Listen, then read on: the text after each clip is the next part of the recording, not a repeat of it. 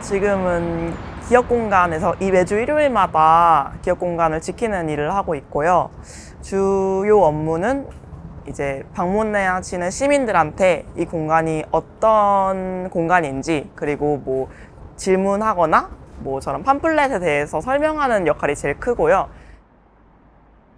들어오시면 이렇게 사회적 참사들에 대해서 있고요. 뭐 남영호 참사, 삼풍백화점, 세월호 참사까지 이제 있고, 사실은 여기에 이태원 참사도 있는 거죠. 그리고 이게 그 세월호 모형이에요. 그래서 실제 세월호 뭐 저런 객실이나 이런 것들이 나와 있고, 보통 네, 아이들이 오면 항상 여기에 이 시선을 많이 줍니다. 네, 그리고 여기는 가끔 꽃을 사오셔서 이렇게 두고 가시는 분들도 계시고, 선물을 두고 가시는 분들도 계시고.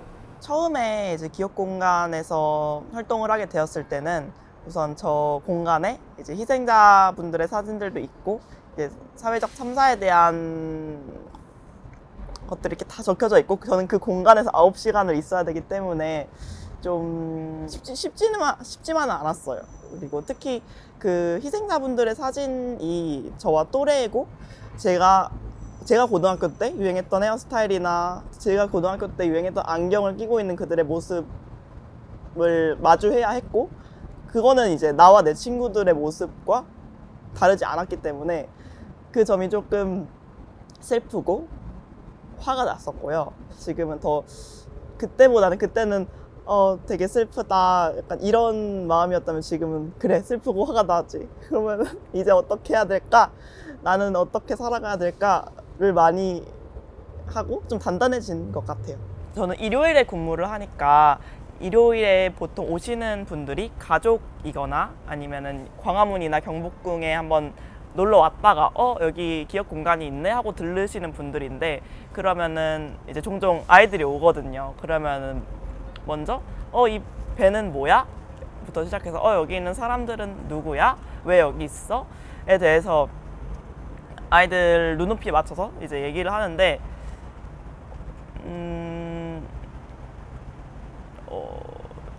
이 미래 세대잖아요. 그래서 미래 세대 애들이 이거를 좀, 이 참사에 대해서 혹은 사회적인 재난에 대해서 제대로 알았으면 좋겠다. 그리고 그들이 사는 세상은 좀 더 나은 세상이었으면 좋겠다라는 마음이 들고, 그냥 그 아이들이 올 때마다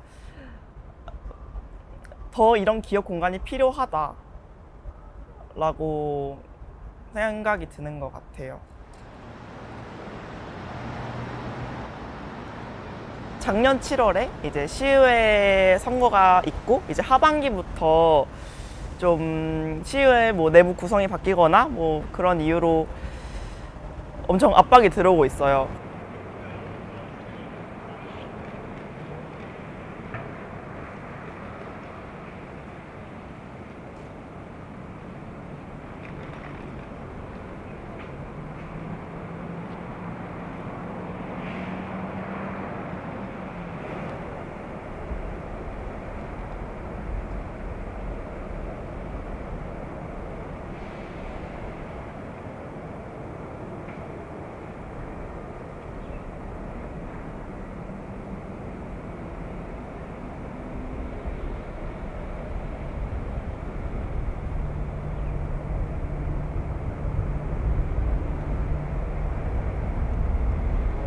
저 공간 자체가 불법 건축물로 지정이 되었고, 그래서 지금 이 시간에도 계속 벌금이 나가고 있는 상태이고, 벌금이 계속 쌓이고 있고, 그리고 전기도 원래 저희가 11시부터 8시까지 운영을 하는데, 그 운영 시간에 전기가 들어왔단 말이에요. 근데 이제 6시까지밖에 안 된다라는 식으로 점점 이제 압박을 해오는 거죠. 지금 기업 공간이 처한 상황은 굉장히 이 상태를 유지하기에 좀 힘든 상황이고요. 계속 버티고 있는 상황입니다. 그래서 원래는 저 공간이 광화문에서 이전이 될 때 여기에 임시적으로 만든 공간이에요. 그러니까 이 공간은 정말 그냥 말 그대로 임시 공간이기 때문에 방한 혹은 난방 장치가 없고, 그래서 더울 때는 훨씬 더 더워졌고 추울 때는 훨씬 더 추운 환경에서 일을 하고 있고요. 그래서 6시까지는 그래도 막 전기 소형 에어컨이라든지 그런 거를 해서 괜찮은데 6시부터 8시까지는 진짜 밖에보다 훨씬 더 덥고 겨울에도 진짜 너무 추우면서 떨면서 일하고 그렇게 하고 있고, 전기도 이제 우리가 충전을 해놨다가 이제 전기가 끊기면은 이제 불을 달고 초 켜고 그렇게 버티고 있습니다.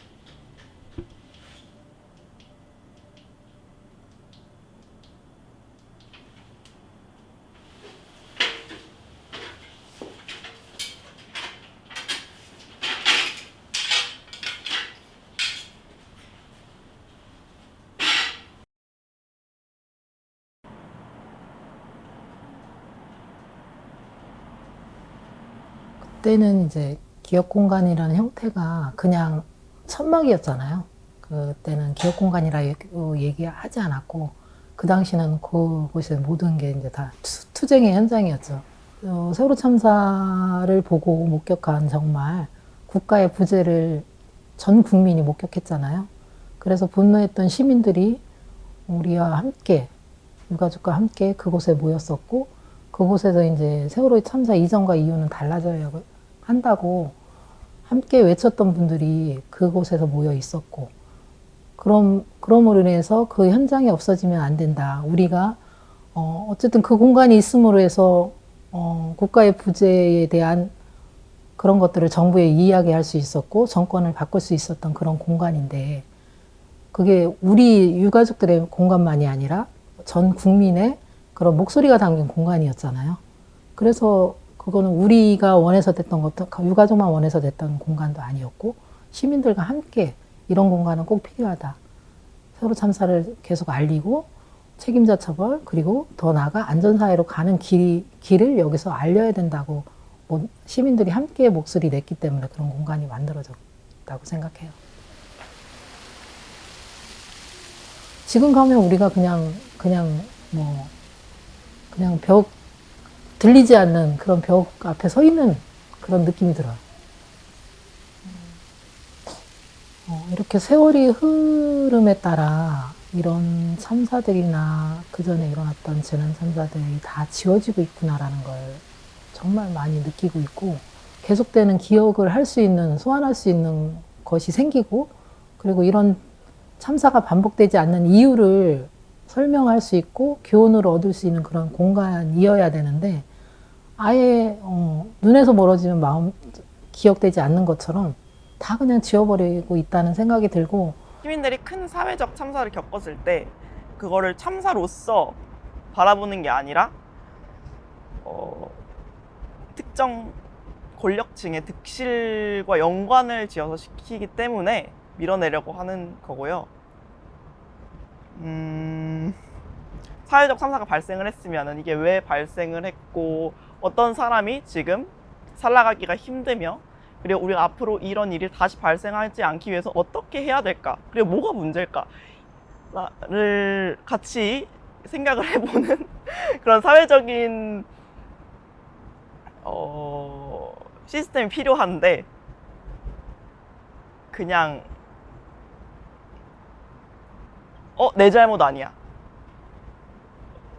그냥 사고가 났는데 뭐 어떻게 하라고, 이렇게만 하면은 참사는 계속 반복되겠죠. 네. 저희가 이제 기업 공간을 지키려고 하는 이유가 그거잖아요. 그동안의 모든 참사들의 현장은 다 지워졌고, 그래서 우리가 밑에 이제 자라나는 세대들이 이런 참사가 있었는지도 몰랐고, 그렇기 때문에 계속 반복되는 참사가 계속 됐다고 생각하거든요.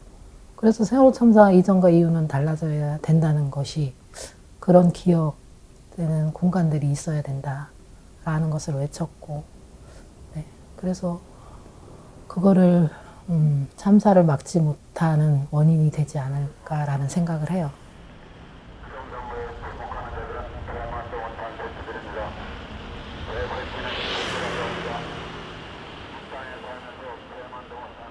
그런 게 생기지 말아야 되는데 또 다시 생겨서 저희한테는 정말 또 다른 아픔이죠.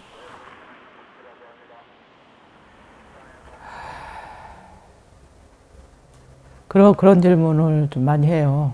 이태원 참사 유가족들이 시청 앞에 분향소를, 저희들은 강화문에 분향소가 또 자리 잡았는데, 이태원 참사는 서울시청 앞에다가 하고, 저번에 그 추석 때 한번 가봤어요. 갔더니 한쪽에서 이태원 참사 유가족들은 상차림하고, 또 한쪽에서는 서울시 시민들이 와서 축제를 또 열고 하고 있는 모습을 보고, 이게 도대체 무슨 현실인지, 또 지나가면서 한마디씩 또 하고 가서 왜 또 아픈 사람들한테 이렇게 할까, 또 우리 때 생각을 자꾸 겹치면서 참 이 세상이 점점 후퇴되고 있구나라는 생각이 좀 나아져야 되는데, 그런 마음들을 가지면서 같은 유가족으로서 진짜 무슨 말을 해야 될지, 좀 모르는 상황에서도 그래도 얘기를 좀 나누고 왔어요. 아프죠. 이런 일이 벌어지지 말았어야 되는데 또 일어나서 좀 안타깝다라는 생각이 듭니다.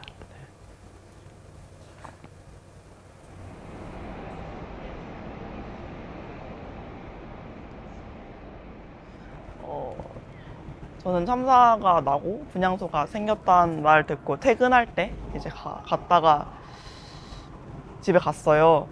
근데 저는 98년생이거든요. 그리고 세월호 희생자 학생들은 97년생이에요. 그래서 또래가 이렇게 대형 참사를 겪은 거를 나는 아직도 생생하게 기억하고 있는데, 또 20대가 되어서 이태원 참사도 가장 많은 피해자가 20대 여성이잖아요. 그런 거를 보면서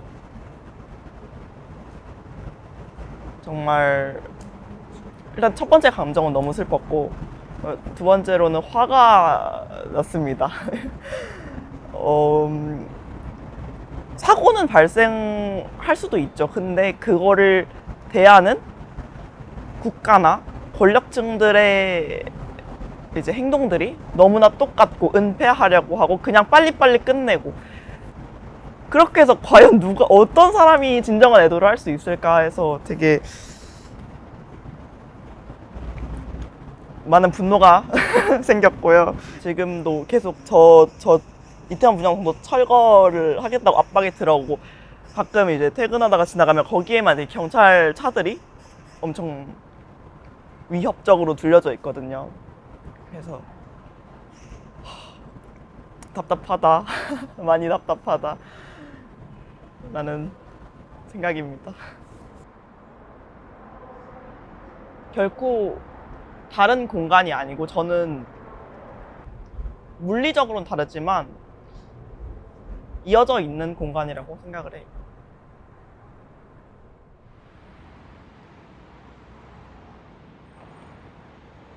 이제 10주기가 되는데, 9주기 때 한 유가족분이 말씀하신 게, 10주기에는 이제 진상규명이랑 책임자 처벌 그만 말하고 아이들과 추억을 이야기하는 공간, 이야기하는 시간이 되면 좋겠다. 그게 자기의 꿈이다. 이렇게 말씀을 하셨어요. 너무 그게 맞잖아요. 사실 그렇게 큰 슬픔을 겪고 10년이 지났는데 지금까지 왜 그런지 모르고 계속 싸워야 되고 그런 상황이 슬프고 화가 났고요. 그리고 그렇게 제대로 추모하고 애도를 해야 남겨진 사람들도 다음 일상으로 돌아갈 수 있다고 생각을 하고 사회적 참사를 또 반복하지 않기 위해서 10주기가 돼도 20주기가 돼도 기억 공간은 좀 존재해야 된다고 생각을 합니다. 네.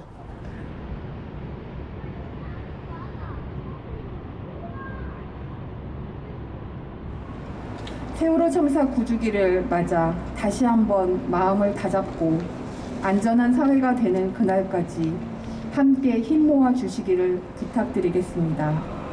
지금부터는 몇 분의 발언을 들으려고 합니다.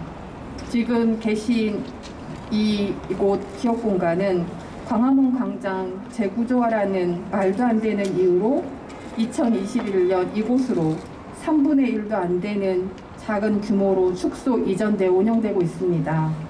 그나마 이 공간도 서울시의회는 철거를 하겠다고 하고 변상금 납부를 하라고 합니다. 이런 상황 속에서도 꿋꿋하게 기업 공간을 지키고 계시는 지킴이 분들이 계십니다. 이 활동하시는 분들 중에 한 분이신 이수민 활동가님의 발언을 듣겠습니다. 안녕하세요. 저는 일요일마다 기억 공간을 지키고 있는 이수민 활동가입니다. 참사 후 9번의 계절이 지난 오늘입니다. 기억 공간을 지키다 보면은 이 공간을 공간이 지키는 주는 여러 힘이 시민들을 있거든요. 마주할 수 그곳에서는 있는데 그냥 들었을 때 하고 남는 사람들이 직접 그 공간에 와서 느끼는 거하고는 다르거든요. 그래서 그 공간에 주는 힘은 굉장히 클 거라고 봐요.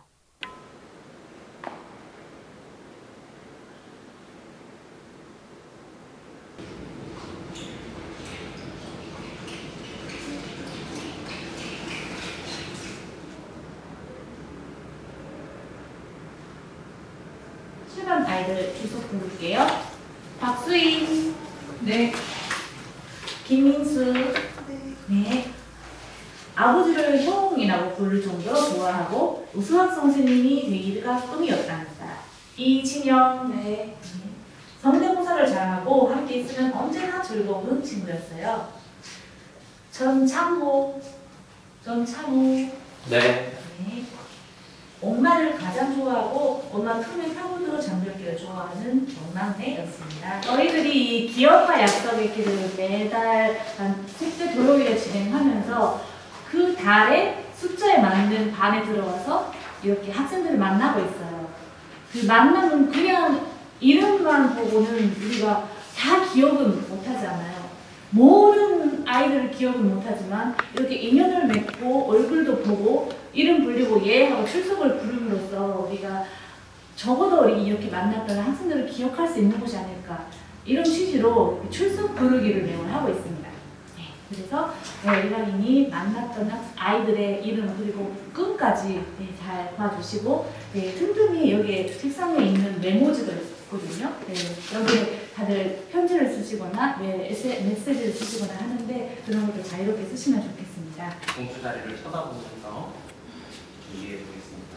자, 문을 띄울게요. 하나, 둘, 셋. 생일 축하합니다. 생일 축하합니다.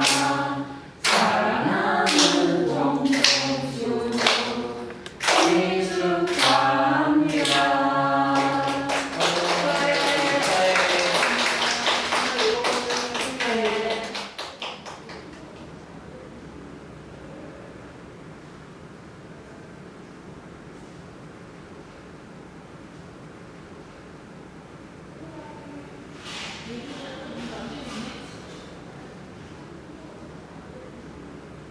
한 번 와서 첫 번째 반을 볼 때 대부분들은 헉 하는 느낌이 많이 들거든요. 그러니까 말로만 듣던 거랑 눈으로 보는 거랑의 차이가 거기서 이제 되게 크게 느껴지는데 거기서 멈춰버리면 진짜 그냥 눈물만 흘리시고 슬퍼만 하시고 기억만 하시고 가시는 거예요. 근데 여기에 이 반은 어떤 특성이 있었는지, 어떤 아이들이 있었는지 조금이라도 더 알아가시고, 그리고 그 부모님들이 뭐를 지금도 하고 계시다는 거를 듣고, 그리고 유가족 어머님들의 안내를 이렇게 받으시면 뭐라도 해야겠다라고 하는 생각이 좀 더 들어요. 그게 하다못해 세월호 자체를 위한 거가 아니어도 돼요. 그냥 내가 하다못해 오늘 우리 집에 가서 내 가족한테 사랑한다 라고 얘기하는 거, 내가 나의 부모님한테 사랑합니다라고 얘기하는 거, 이 자체만으로도 저는 이 순례하고 기억교실을 우리가 갖고 있어야 될 이유가 되게 명확한 것 같아요.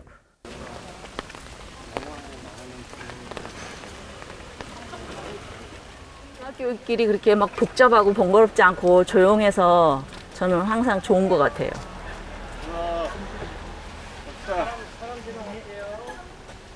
안산 시민들이에요?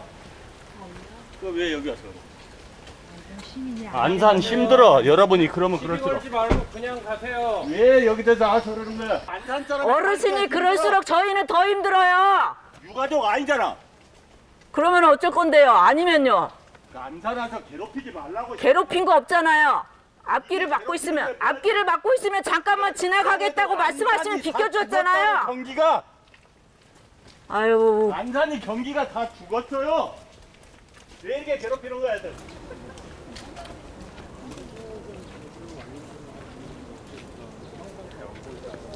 저희가 진상규명하고 다닌다고 그럴 때 저런 것보다도 몇 수십 배보다 더 심한 그런 걸 다 당하고 다녔어요, 저희가. 이거는 아무것도 아니에요.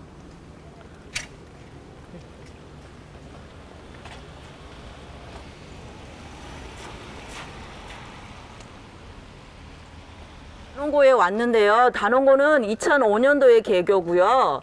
저희 보시면 여기 왼쪽에 빨간 벽돌로 되어 있는 부분이 저희 2014년 4월 15일 날 수학여행 떠났던 아이들이 교실이 있었던 곳이에요.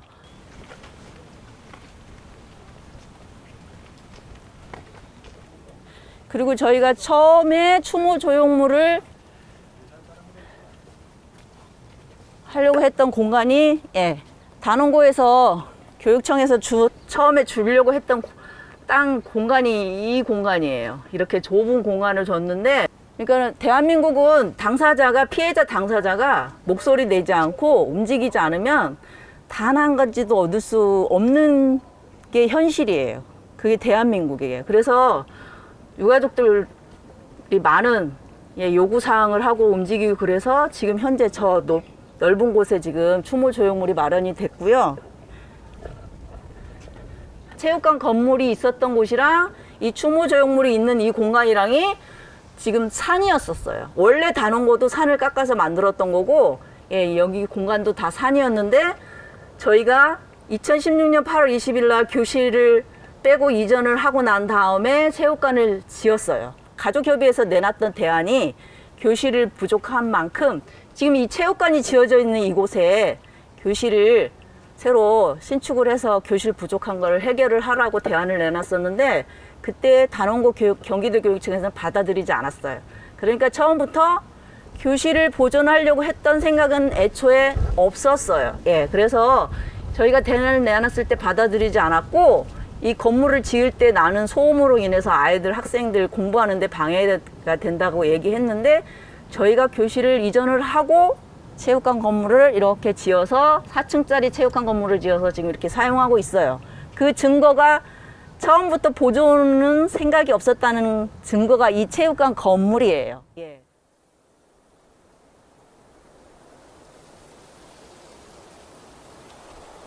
이때부터 이제 유가족분들의 고민이 깊어지기 시작하는 게, 어떻게 해야 잘 남길 것인가. 그러니까 100% 복원을 고민하는 게 아니라, 어떻게 해야 하는 게 아니라 재학생들한테 피해를 안 주면서 재학생 학부모님들도 납득할 수 있는 형태로 우리가 좀 더 이걸 할 수 있을까를 이제 아예 건축 전문가들까지 쫓아다니면서 딱히 그쪽에 뭐 연이 닿아 있는 부모님들이 거의 없었음에도 불구하고 직접 찾아 나서셨어요. 어떻게든 이 문제를 해결해야 되니까.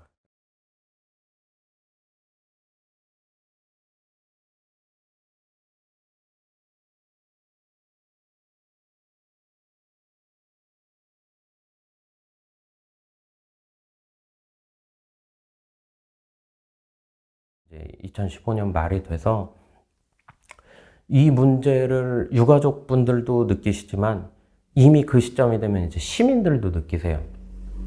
이제는 그러니까 유가족만 갖고 있는 문제점이 아니라 여기를 그냥 와보셨던 시민들도 이거 이대로 둬서 없애버리면 안 되지. 이거 꼭 남겨야, 어떻게든 남겨야 이게 우리가 다시 발생하지 않는 형태로 남길 수 있을 거잖아? 라고 하는 그런 그 생각을 가지셨고, 그때 그래서 그 전교조 선생님들, 그러니까 선생님들도 이 활동에 참여하시고 시민들, 유가족이 이렇게 함께 해서 4.16 교실 지키기 시민 모임이라고 하는 거를 아예 출범을 하면서 경기도교육청 앞에서 이제 그 기자회견까지 했었어요.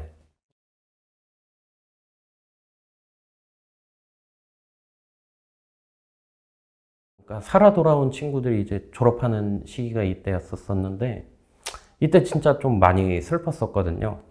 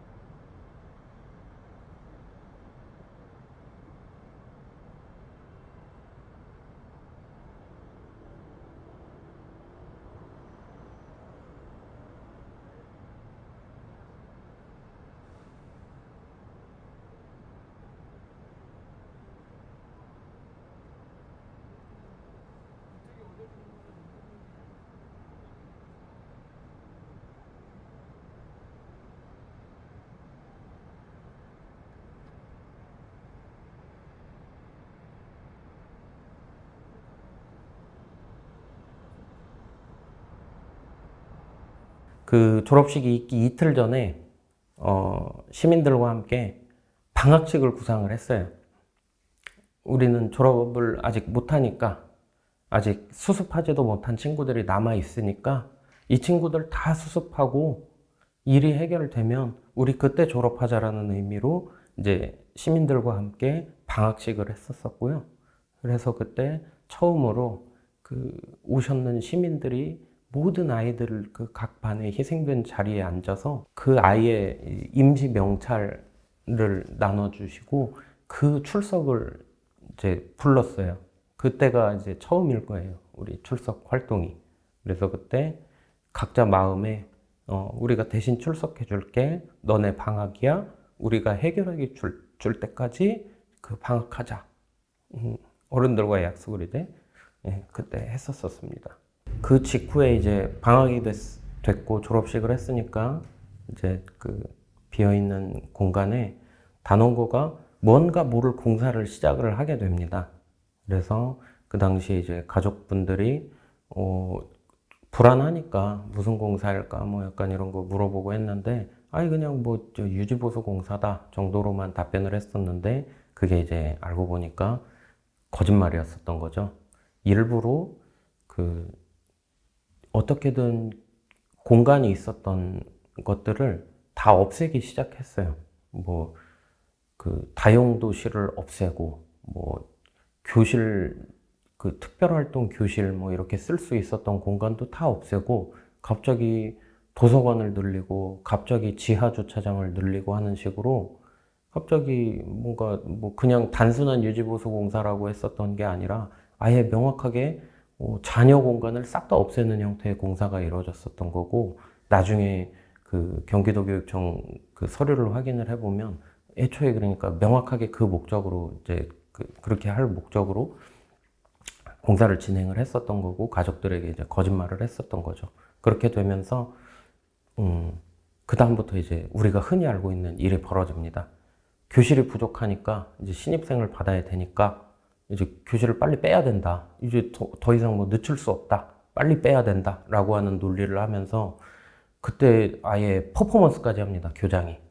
일부러 컨테이너 박스 하나를 갖다 놓고 거기다가 본인 집무실을 차려서 우리가 이렇게까지 공간이 없어서 기업교실 때문에 우리가 이렇게 다들 고생하고 있다.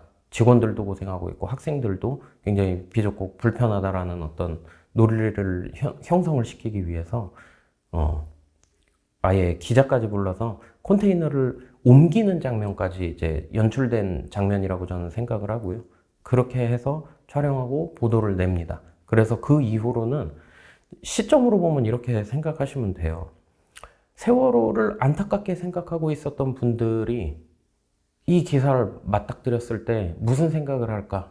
저는 이게 되게 지우려고 하는 사람들의 논리가 되게 잘 들어갔다라고 생각을 하는데, 아니 신입생까지 막는 건 너무하지 않느냐, 이거 지킨다고 라고 하는 논리를 만들기 위해서 그러니까 그림을 잘 그려냈던 거예요.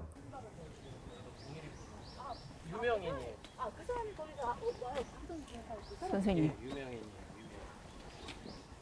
저희 저기 단원고 시계 밑에 보면 그 유리로 되어 있잖아요. 저 유리로 된 게 얼마 전에 리모델링을 했어요.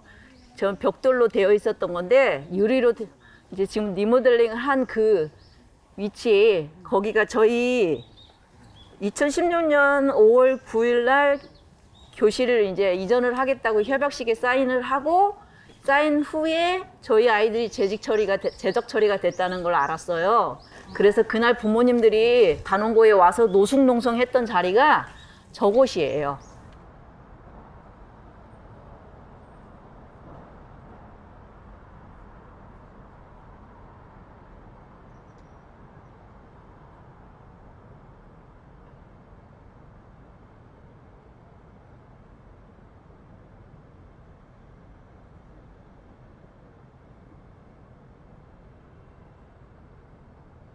예, 그래서 5일 동안 노숙농성을 했고, 그때 경기도 교육감님이 와서 예, 사과하고, 저희 아이들은 단원고등학교 명예 졸업생이에요.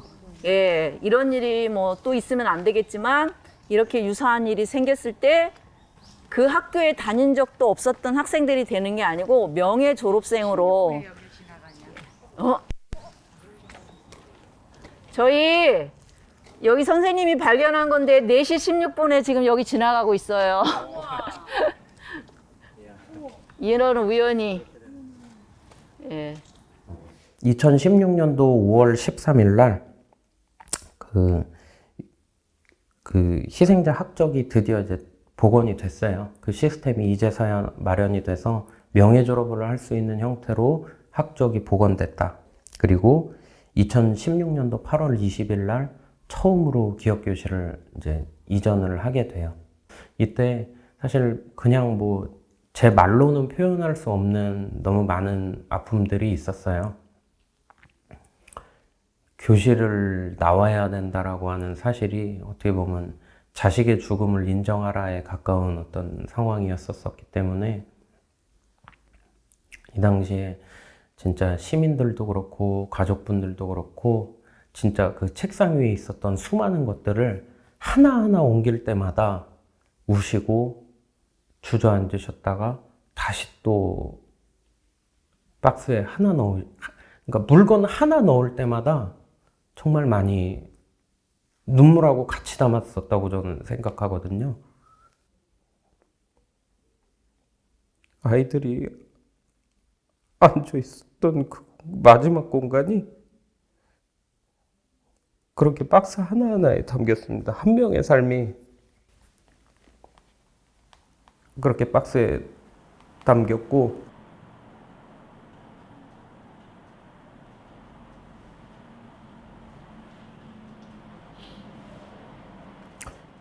저는 사실 장례 뭐 이런 거 잘 모르겠어요. 어찌됐든 앞에 흰 깃발을 들고 그 약간 장례할 때 하는 것 같은 그런 음악 같은 것도 틀고, 이건 제가 의미를 잘 모르겠지만 어찌됐든 그 당시에 그쪽으로 아시는 분들이 최대한 그 여한을 달래는 형태의 어떤 이런 거를 하면서 북치시면서 그렇게 그 옮겨야 되는 위치로 옮기게 되었었고요.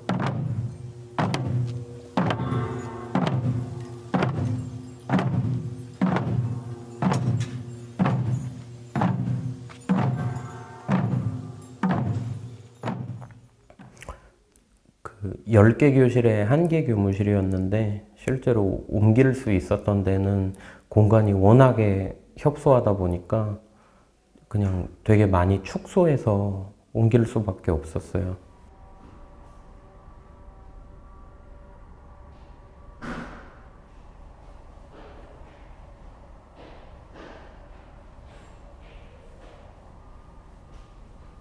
그래서 2020년도에 비로소 이제 어떻게 보면 복원된 공간에 제자리를 찾아와야 된다고 그래야 될지 3번에 거친 끝에 드디어 동일한 크기의 공간, 원래 아이들이 썼었던 칠판, 벽, 건설적인 이유로 건드릴 수 없는 지점을 제외하고는 전부 다 복원.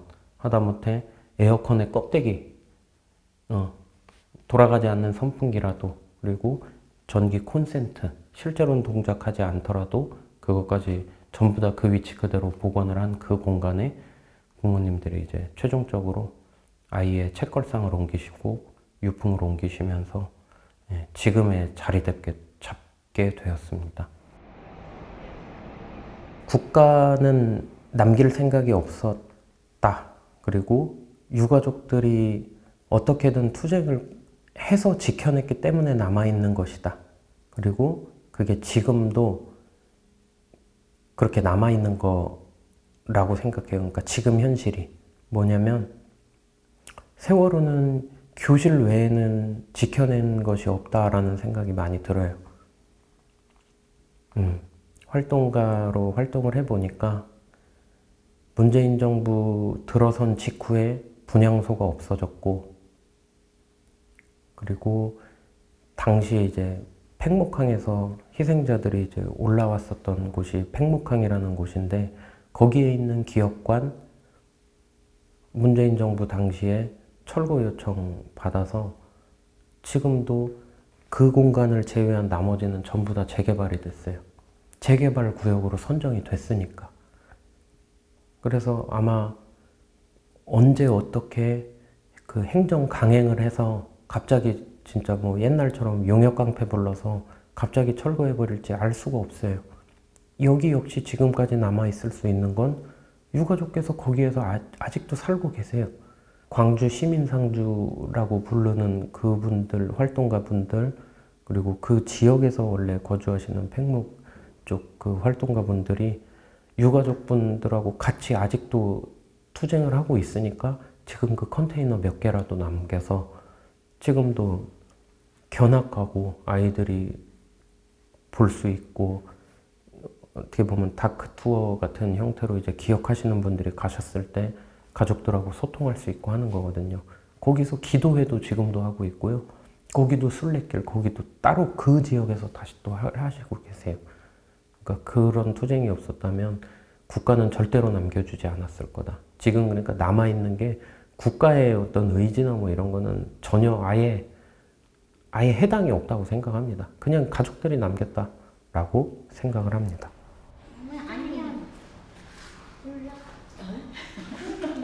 되게 발랄해 보이는 친구가 와서 보통은 이제 보시는 분들은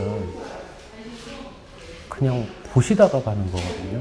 근데 그 친구는 조금 되게 인상도 밝아 보였는데 남자친구랑 같이 와서 남자친구한테 이런저런 거를 설명을 해주는 거예요.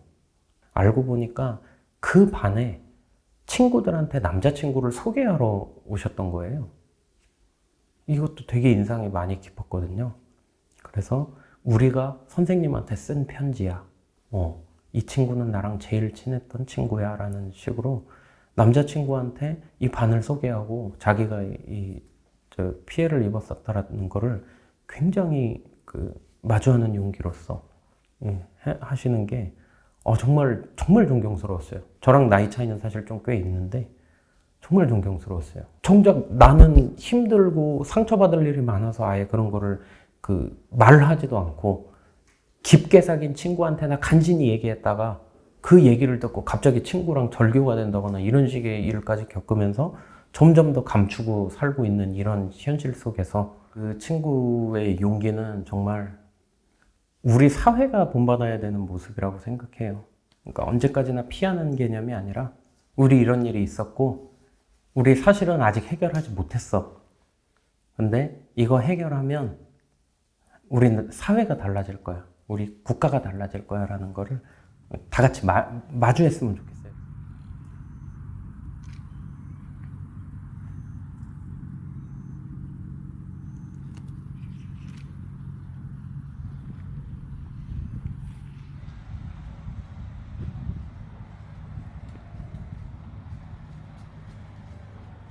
화랑유원지는 그 안산 시민들이 여기 운동하는 코스도 있고 주말엔 아이들 손잡고 나와서 소풍 개념으로 나와서 이제 그런 개념으로 많이 나오는 공간이거든요. 생명안전공원이 거기 생겼다 상상을 하고 해보면 안산 시민들이 그냥 일상에서 나왔을 때 아이들 손잡고 소풍 나왔을 때 그곳에 와서 정말 즐겁게 들고동스 언덕에서는 즐겁게 뛰어놀고 하면서 아 이곳에 세월호 참사 아이들이 있지 와서 세월호 참사는 왜 일어났는지 이런 것도 공부해 갈 수 있는 그런 곳이었으면 좋겠다는 상상을 해보고 또 안산의 청소년들이 와서 자기의 꿈을 이야기하며 그곳에서 함께 꿈을 펼쳐나가는 꿈을 이렇게 성장시켜 나가는 그런 곳이었으면 좋겠다는 상상을 지금도 해봐요. 우리나라의 참사를 보면은 이 정부는 그냥 잊혀지기 위한 어쩔 수 없이 만든 추모공원이었어요. 예. 그냥 이것도 추모공원도 빨리 형식적으로 그냥 만들어져 있기 때문에 법적으로 만들어져 있기 때문에 빨리 만들고 시간이 지나면 누구나 여기 찾아오지 말아라. 찾아와라가 아니라 찾아오지 않기 위해서 만들어진 추모공간처럼 보여서 가족들은 그러면 어디가 좋을까라고 해서 15년서부터는 우리끼리 한번 논의를 해봤죠. 그럼 견학도 가보고 했는데 마치 외국 사례는 도심의 한복판에 있고 사람도 많이 오고 하더라. 그러면 우리 아이들도 산속이 아니라 넓은 공간이 아니어도 좋으니까 일단은 우리의 아이들을 좀 만나러 왔으면 좋겠다. 그 공간이 어딜까 하다가 화랑유원지에 미조성 부지에 추모공원이 가능하다라고 결정이 났습니다. 가능하다라고. 결정이 나서 이제 그때부터 가족들이 그 전에는 이제 세월호 참사를 진상규명을 알리고 우리 아이들이 어떻게 간 것을 안산에 알리러 다녔다면 15년서부터 한 16년 초부터는 약간 이제 생명안전공원을 조금 알려야 되겠다. 알리고 직접적으로 알리는 게 아니라 이 사람들하고 좀 친해져야 되겠다라는 이제 그걸로 이제 슬며시 마을로 이제 들어가게 되겠죠. 우리 안산이 조금 달라지지 않을까.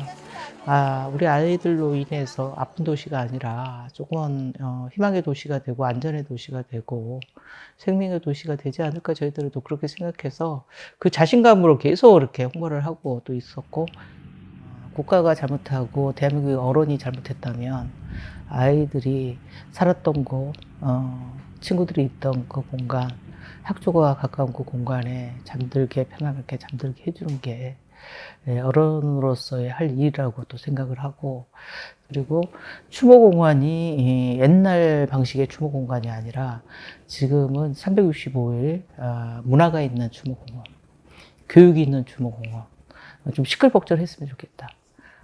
우리 아이들이 너무나 엄숙한 그런 공간이 아니라 누군가가 친구가 와서 기타 치고 노래 좀 불러줬으면 좋겠고 누군가 와서 기름대회 해서 깎아대고 웃었으면 좋겠고 가족 단위로 도시락 먹다가 아이들도 만나고 갔으면 좋겠고 그렇게 그냥 우리 아이들은 가고 없지만 엄마 아빠 우리 이웃이 같이 살아가는 그런 공간이 되었으면 좋겠다는 그런 뜻에서 그랬습니다.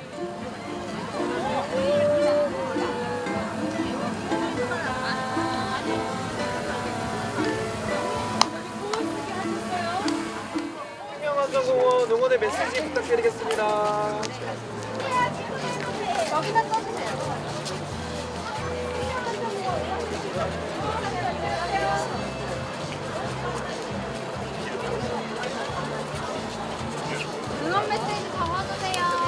세월호 참사 이후에 유가족도 참여하고 전문가분들도 다 참여를 해서 생명안전기본법을 이번에 이제